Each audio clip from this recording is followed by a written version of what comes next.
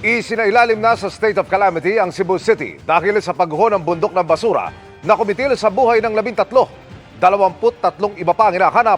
Binawalan na rin ang paglapit sa ground zero dahil sa pangambang magkaroon ng panibagong pagguho. Nakatutok si Alan Domingo ng GMA Regional TV.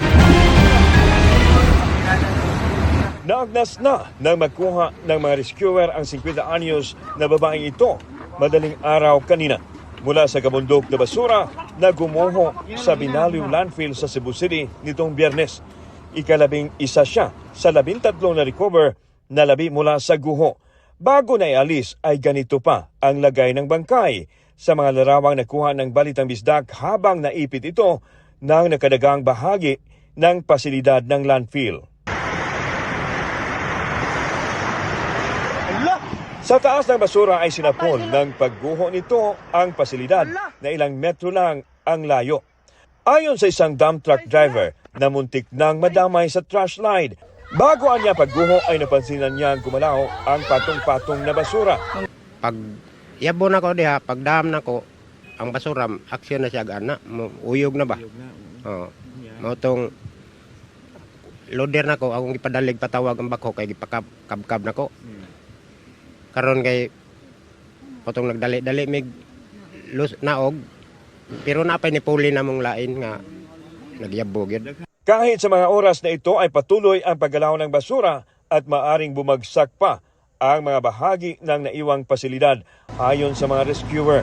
Kaya maingat ang galaw nila at ng mga ginagamit na crane at hindi basta-basta mapapadali ang paghahanap sa 23 iba pang nawawalang trabahador. Mag-uwan gani ato i-halt ang operation hunong dayon kay that's for the safety of the responders.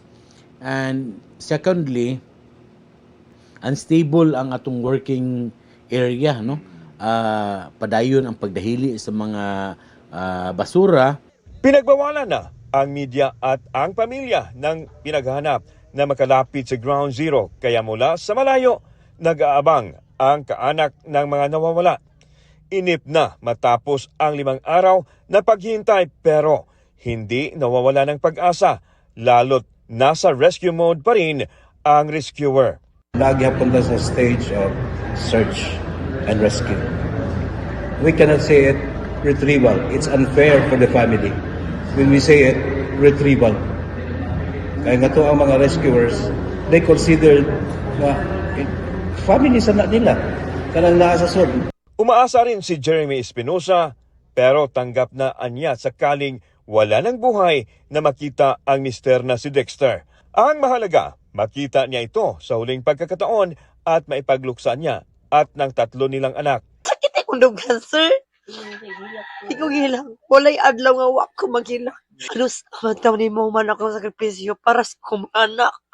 Ang akong panawagan sa paspasan nila in town. Kaya, para naasad may chance nga makuha nga tibuok pa ang among mga relatives diha. Tibuok pa akong bana nga maila pa in town na mo diha nga mahaya pagtarong. Gayon man, panawagan niya sa Prime Way Solution Management na nagpapatakbo ng landfill. Suportahan ang pamilya na maapektadong trabahador. Wala pa ring pahayag ang Prime Way Solution Cebu ukol sa insidente pero ayon kay Cebu City Mayor Nestor Archival, nangako ang management na aakuin ang mga gastusin na maapektadong trabahador. Nagdeklara na rin ng state of calamity ang City Hall. Ipinaubaya na nito ang investigasyon sa Department of Environment and Natural Resources, Environmental Management Bureau o DENR-EMB. In terms of the liability due to the incident, I don't know, incident man-made or natural catastrophe, we will refer that to the government, the DNR, the EMB, to investigate the matter. So sila na'y bahala sa investigation. Sa DENR-EMB rin, iniutos ni Environment Secretary Rafael Lutilla ang pagkakasa ng mahakbang para matiyak ang kaligtasan sa landfill habang naghahanap ng solusyon sa problema ng Cebu City sa basura. Mula sa GMA Regional TV at GMA Integrated News, Alan Domingo, nakatutok 24 oras.